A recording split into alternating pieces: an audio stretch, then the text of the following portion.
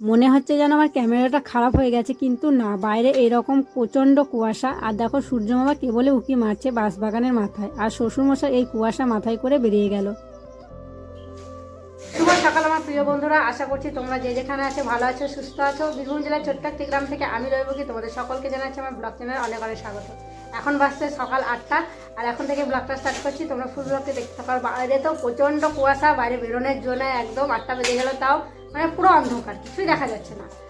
দেখো ঘরে মায়ের কাছে চুপ করে বসে আছি, আর আমাদের দুজনকে একদম কেমন কেমন লাগছে, দুজনেরই একদম কি উঠে পালিয়ে গেছে রাত্রিবেলা। তো বাসের কাজ কিছু কিছু হলো, আর মায়ের মাত্র আর কি মুড়ি খেলো, আর ওষুধ দিচ্ছে রুদ্র বাবা। কিসের ওষুধ এটা? প্রেসারে। সকালে কিসে খাবে এখন? সকালে প্রেসারের খাবে, তারপরে সুগারের খাবে। প্রেসারে সুগারে খাবার আগে গ্যাসের খেয়েছেন? আর আগে গ্যাসের আজকে খাওয়াতে ভুলে গেছি, বাবা দিকে গেল। আর সেই কাকা মারা গেছে বলছিলাম, তো বাবা গেল দেখতে। চারিদিকে এখনো কিন্তু কুয়াশা কাটেনি, আর রুদ্র বাবা যাচ্ছে মুড়ি ভাজতে। ভালো করে মুড়ির চাল দেখে নিয়ে আবার লাল করে নিয়ে চলে আসছিল না। আর বাড়িতে তো আমাদের সাইকেলটা ছিল না, বাবা নিয়ে গেছে। তো পাড়াতে ঘুরে ঘুরে সাইকেল পাচ্ছিলাম না, কোনো রকমে একটা বাড়িতে তো দেখো সাইকেলটা একদম ভাঙা চূড়া, তো এটাকে নিয়ে এখন যেতে হবে। কুয়াশা আছে কিন্তু ঠান্ডা নেই। ওই দেখো সূর্য মনে উঠছে, তাড়াতাড়ি আসার চেষ্টা করিও। ছাগলগুলোকে আবার দিয়ে আসতে হবে, করতে হবে। কুয়াশা বলে ছাগল টাগল দিয়ে এসে যেতে পারলো না। চলো আমাকে এখন গোয়াল পরিষ্কার করতে হবে, কারণ এই কাজটা রুদ্র বাবাই করে, তো ও নেই, বাবা নেই, আমাকে একটু করতে হবে। রুদ্র বাবা তো বেরিয়ে গেল, আর শ্বশুরমশাই তো সকালেই বেরিয়ে গেছে। তো আমি এখন লাগলাম গোয়াল পরিষ্কার করতে। তো কি বলবো, আমি তো মানে কোনোদিন ভাবিনি যে আমাকে এভাবে গোয়াল পরিষ্কার করতে হবে। তো কি আর করব, মানে শ্বশুরবাড়িতে যেগুলো আছে সেগুলো তো, সেই কাজগুলো তো করতেই হবে, তাই না? শ্বশুরবাড়ির জীবন আর বাপের বাড়ির জীবন সম্পূর্ণই আলাদা। তো যাই হোক, ওরা যদি বাড়িতে থাকে ওরাই আর কি গোয়ালটা পরিষ্কার করে, তো ওরা নেই বলে আমি করছি আজকে। তো দেখো এই যে খড়গুলো পেতে দিই আর কি গরুকে, যাতে ওদের ঠান্ডা না লাগে, গরম হয়ে থাকে আর কি। খড়গুলো টেনে টেনে ওই যে জড়ো করেছি দেখতে পাচ্ছ। এবার এই যে এটাই করে টেনে টেনে এই জায়গাটায় মেলে দেবো, মেলে দিয়ে একটু শুকাবে। তখন আবার যখন বিকেলবেলা ছাগল গরুগুলো ভরে দেয়, তখন খড়গুলো শুকিয়ে যায়, তখন দিয়ে আবার ভরে দেয়, তখন ওরা ওই খড়ের ওপরে শয়। আর পেচ্ছাপ টেচ্ছাপ করে, তো তার জন্যই আর কি মেলে দিতে হয়, ভিজে হয়ে থাকে বলে। আর এই কাজটা আমি মাঝে মধ্যে করি। আর এই কাজটা মেন হচ্ছে, এই কাজটা করে রুদ্র বাবা, এটাই ওর কাজ। ও যদি না থাকে তাহলে বাবা, আর বাবা না থাকলে পরে আমি।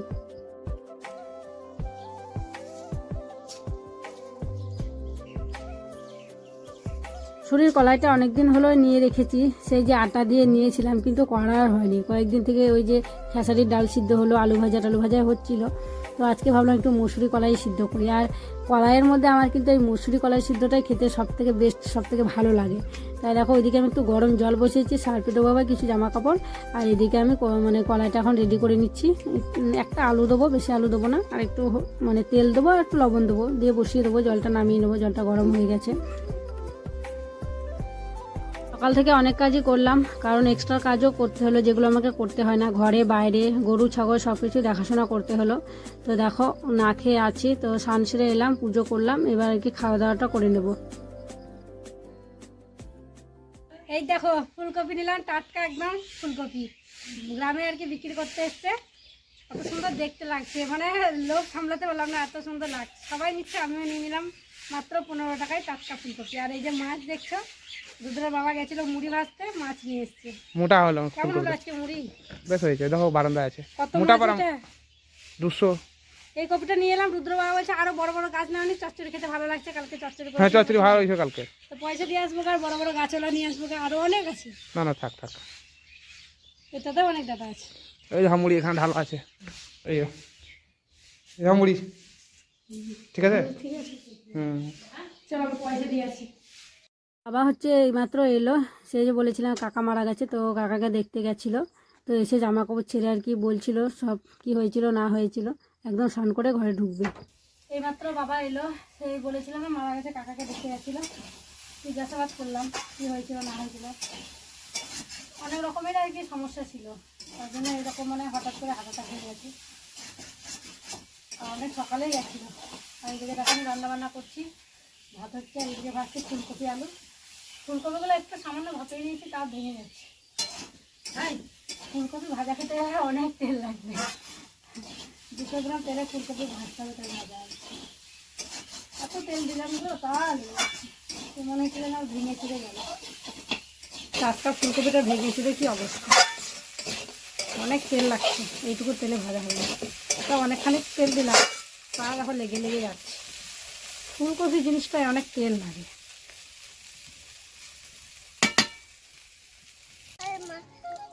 কি তুমি ভাত খেতে বেটা? মাংস নাকি? মাছ, পটল মাছ। পটল মাছ। দেখো সারাদিন এত কাজ করছি, কাটাকাটি করছি, তারপরে এত বড় ছেলেকে নিয়ে বেরিয়ে বেরিয়ে ভাত খাওয়াতে। বাবু ঘরে বসে ভাত খেতে পারো না? হ্যাঁ, কি স্বভাব বেড়ানো বেড়ানো। হ্যাঁ, কোল নামো, নামো কোল থেকে নামো, নামো নামবে। ওখানে বললো নামবো না বলছিল যে, শুধু মাছ খাবে, ভাত খাবে না। কার্টুন দেখবি না? কার্টুন কার্টুন দেখবি না আজকে? এই চলো চলো চলো চলো, কোলে কোলে বাবাকে ভাত দিয়ে এসছি, বাবাকে ভাত দিতে হবে না রাখবা। আয় আয় বাবা, আয় আয়, ওই আয় যে ঘরে আয়, ঘরে আয়।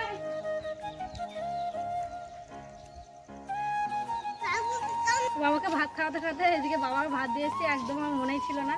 তো তার দৌড়ে গেলাম, যে বাবাকে ভাত দিয়ে এলাম। একবার কোলে খাবো, একবার রাস্তায় খাবো, একবার বসে খাবো, কত রকম হয়েছে খাই। এক দৌড়ে শ্বশুরমশাইয়ের কাছে গেলাম, আর আমার লজ্জাও লেগেছিল খুব, জানো তো। মানে গিয়ে দেখছি শ্বশুরমশাইয়ের থালে মানে ভাতই নেই, আর আমাকে ডাকেও নি ভাত দেওয়ার জন্য। গ্রামের মধ্যে বোধহয় আজকে আমি সবার শেষে সন্ধে দিলাম, কারণ আমি সেই যে ভাত খেয়ে ঘুমিয়ে গেছিলাম, সবার শঙ্কর আওয়াজ কানে এলো, তখনই আমার ঘুমটা ভাঙলো। কী যে হয়েছিল কে জানে, এত ঘুমালাম, মনে হচ্ছে আমাকে যেন কেউ ঘুমের ওষুধই বা খাইয়ে দিয়েছে। তো যাই হোক, তুলসী মঞ্চে দেখো আমি আগে প্রদীপ দেখালাম, তারপরে আমাদের মনসাতলাতে দেখিয়ে আমি এখন আমাদের ধানের তলা মা লক্ষ্মীর ওখানটায় সন্ধে দেখিয়ে দিচ্ছি। সত্যি খুব খারাপ লাগছে, সবার সন্ধে জ্বালা হয়ে গেছে, আর সবার শেষে আজকে আমি জ্বালছি। কি পড়া হয়েছে? কি পড়া হয়েছে? কি কয় প্রকার? বর্ণ কয় প্রকার? কয় প্রকার? হ্যাঁ, কি বর্ণ? বর্ণ উদাহরণ বল।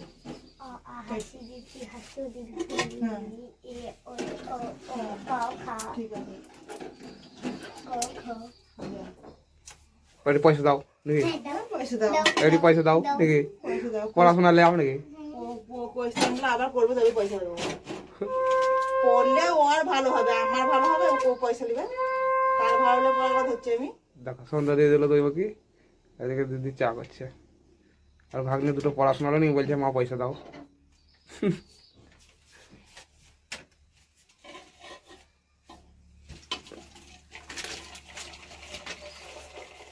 মশলা আবার খুব চালও খুব প্রিয়, এলাচ দিয়া তো। হ্যাঁ, চাটা খেতে খেতে ভালো লাগছে লাই। চা পাতাটা ভালোই বটে, এলাচ দিয়া ভালো লাগে না চা? চাটা খেতে হেভি লাগছে। এসেছে তোমার কোন চা, এসেছে তোমার কোন চায়ের চা করছে হয়েছে, আমরা হচ্ছে ওই চাটাই ভালো লাগছে চাটা, এলাচ দিয়া আছে। দুদিন থেকে কি যে হচ্ছে কে জানে, মানে দুপুরে খাওয়া দাওয়া করে শুচ্ছি, সন্ধে হয়ে যাচ্ছে, কি ঘুমাচ্ছি কে জানে। আর কি বলতো, এখন আলো নিয়েও না হচ্ছে খুব, ওই ধান টান তোলাতুলি করছি তো সারাদিন, সেই সকাল থেকে উঠে এত বড় সংসারের কাজ, এত কটা লোক, সব কাজ, মানে বলে না যত যত লোক তত কাজ। তো যে বাড়িতে বেশি লোক সে বাড়িতে বেশি কাজ এমনিতেও হয়ও।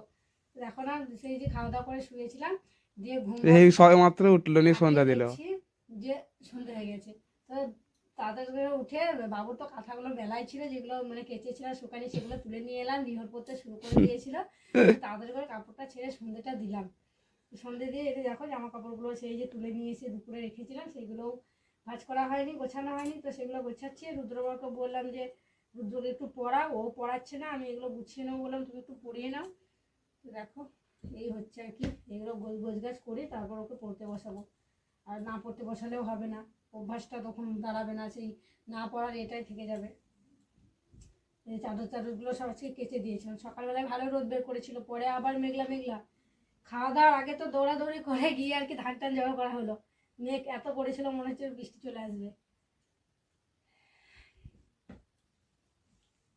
তো বন্ধুরা চলো তাহলে ভাজ করে নিই, তারপর বাবুকে পড়াই। আর আজকের ব্লগটা এখানে শেষ করছি। তোমরা সকলে ভালো থেকো, সুস্থ থেকো, দেখা হবে আবার নতুন একটি ব্লগে। আর আজকের ব্লগটি কেমন লাগলো তোমরা কমেন্ট করে জানিও। আমার চ্যানেল নতুন হয়ে থাকলে চ্যানেলটিকে সাবস্ক্রাইব করে পাশে থেকো। চলো আজকের মতো এখানেই, টাটা।